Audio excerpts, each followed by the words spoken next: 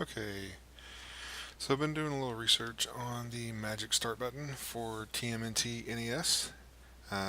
If you don't know, Magic Start button means if you press the start button at just the right time, then you're guaranteed that the Technodrome will be in the most or the fastest manhole in stage 5, 4, 5, whatever. Um, So I did a little research into this using an emulator, and I also did some code analysis. And what I found was this is a deterministic thing, meaning that it it will function the exact same way every time you power on your system. Um, TMNT does use a very complex way of generating its random numbers, which was very surprising for this era of game.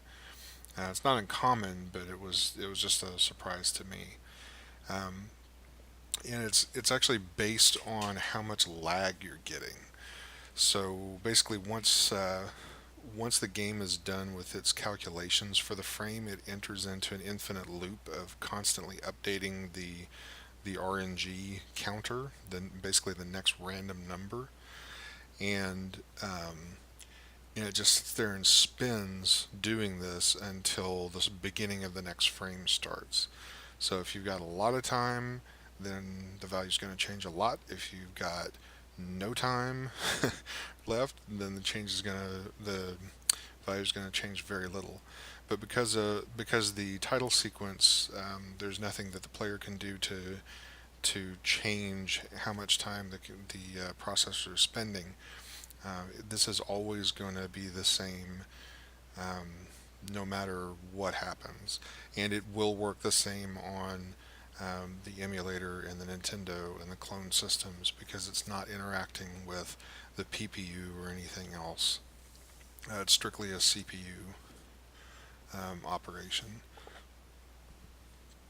So what I've done is I put together a little visual guide for y'all. The I'm going to reset the game, and a script running in the background is going to flash the screen red on every frame where if you push the start button down on that frame, then you'll get the right value for the Technodrome. And not surprisingly, we find that the largest window of constant red frames is during the time that most people I have identified as the right time to push the button for the magic start button. Um, so yeah, without further ado, I'll give this thing a run.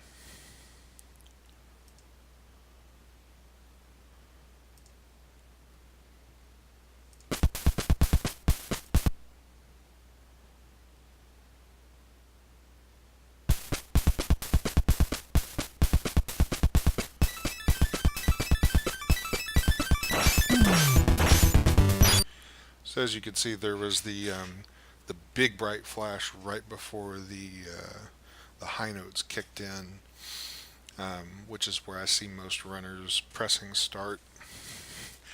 There is a burst of good frames right at the beginning, the very first few frames that you can hit start, which I've also heard some other people talk about. And then there's a couple of other good spots peppered in the middle. Now, as far as the reports of people saying I get my timing right on the emulator and then things switch when I go to the hardware, my guess is that's probably because there's an input lag on an emulator. That's just down to how USB works on a modern computer. It takes about 50 milliseconds for a USB input to make it all the way to a user space application on a computer, and 50 milliseconds is a long time in the computer world. So that's I'm going to prove I'm bad at math now. But so 50 milliseconds is basically 3 frames on an NES, and the actual window you have, that bright flash that we're seeing at the end of this thing, is, let me see, is a 6 window frame, or a 6 frame window. So if you've got a 3 frame lag on the emulator to hit a 6 frame window, um, then yeah, and then you move to a console with 0 lag, yeah, your timing is going to get screwed up. So I'll run this for you just a couple more times um, to help you kind of visualize it. And I'll shut up because it's audio based.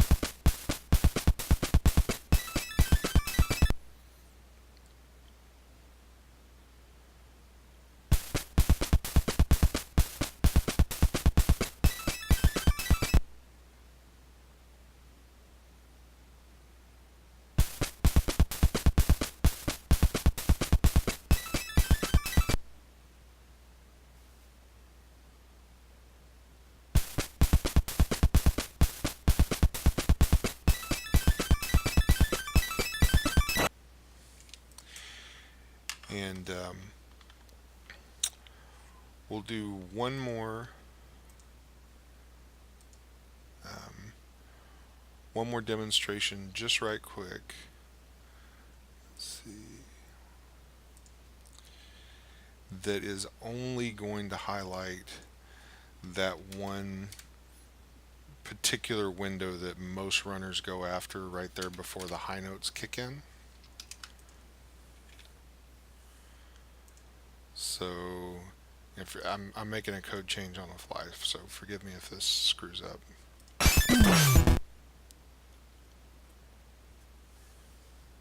So this is only going to flash red where you should push the button. Right there. And that is a 6 frame window.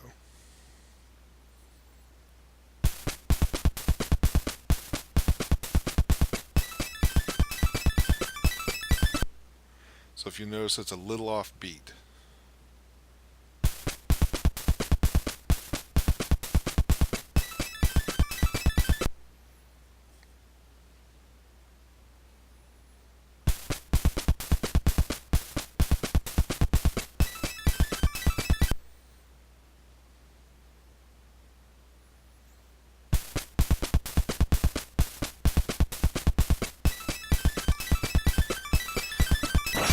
Okay, that's it. But again, remember, if you're running on an emulator, you're going to need to press the button a little sooner. If you're running on the hardware, you're going to need to nail it dead on. Um, that is it for me. I actually won't be learning this game right now. They just announced a DuckTales marathon, and I think I'm going to, or not marathon, tournament. I think I'm going to learn that first. But this has always been one of my favorite NES games. Brutally hard. I've only ever beat it once.